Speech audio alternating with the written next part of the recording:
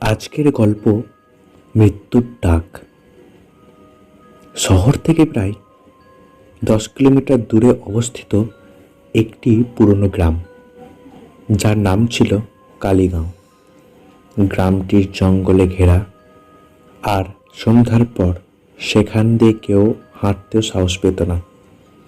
কারণ বলা হয় এই গ্রামের পুরনো বটগাছের নিচে এক অভিশপ্ত আত্মা বসবাস করে। কেউ সেখানে গেলে আর ফিরে আসে না। রাত তখন প্রায় 12টা।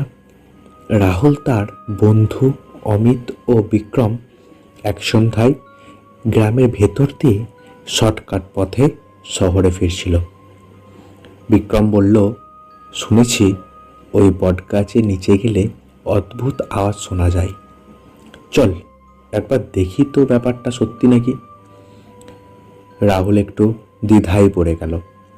সে জানত গ্রামের বয়স্ক লোকেরা সব সময় বটগাছ থেকে দূরে থাকতে বলতো। কিন্তু অমিত বলল, ভয় পাস না, ভূত বলে কিচ্ছু নেই। তারা তিনজন বটগাছের দিকে এগিয়ে গেল। রাতের অন্ধকারে গাছের ছায়া বিশাল রাক্ষসের মতো দেখাচ্ছিল।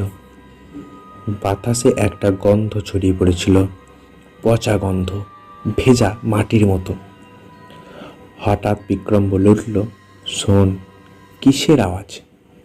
একটা মৃদু কান্নার শব্দ ভেসে আসছিল। ধীরে ধীরে শব্দটা বেড়ে গেল। এরপর স্পষ্ট একটা মেয়ের কণ্ঠস্বর শোনা গেল, আমাকে সাহায্য করো। রাহুল বলল, চল পালাই। কিন্তু বিক্রম এগোতে থাকলো। ঠিক তখনই গাছের ডালপালা যেমন নড়ে উঠল। বিক্রম হঠাৎ মাটিতে পড়ে গেল। তারা এগিয়ে গিয়ে দেখল বিক্রমের গলা থেকে রক্ত ঝরছে। আমাকে সাহায্য করো। আবার সেই একই শব্দ। রাহুল আর অমিত আতঙ্কে পেছনে তাকালো। তারা দেখল গাছের নিচে একটি মেয়ে দাঁড়িয়ে আছে। তার চোখ রক্তে লাল, চুল এলোমেলো, আর সাদা পোশাকে রক্তে ভেজা। মেয়েটি হেসে বলল, আমাকে সাহায্য করবে না? অমিত ভয়ে চিৎকার করে ছুটে পালাতে গিয়েছিল, কিন্তু তার মা মাটিতে আটকে গেল। ধীরে ধীরে সেই মেয়েটি তার দিকে এগিয়ে এলো। রাহুল দৌড়ে পালাতে চেষ্টা করলো, কিন্তু তার পেছন থেকে শীতল একটি হাত তার ঘাড় চেপে ধরল। রাহুল দেখল বিক্রমের নিথর দেহ মাটিতে পড়ে আছে। অমিত নিস্তেজ হয়ে পড়ে আছে, আর সেই মেয়েটি রাহুলের মুখের সামনে এসে হাসছে। তোমরা এসেছো, তাই আর ফিরে যেতে পারবে না। পরের দিন সকালে গ্রামের লোকেরা বটগাছের নিচে 3টি মৃতদেহ পড়ে থাকতে দেখল। 3জনের মুখেই গভীর আতঙ্কের ছাপ।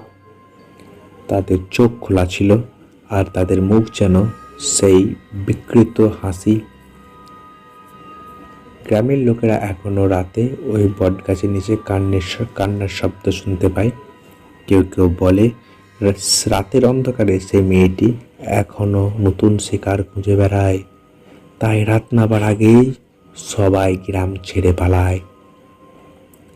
কিন্তু যারা ভুল করে রয়ে যায় তারা আর কখনো ফিরে আসে না। গল্পটি কেমন লাগলো কমেন্ট করবেন, একটা লাইক করবেন, আরও এরকম নতুন নতুন ভূতের গল্প শুনতে চ্যানেলটিকে সাবস্ক্রাইব করবেন।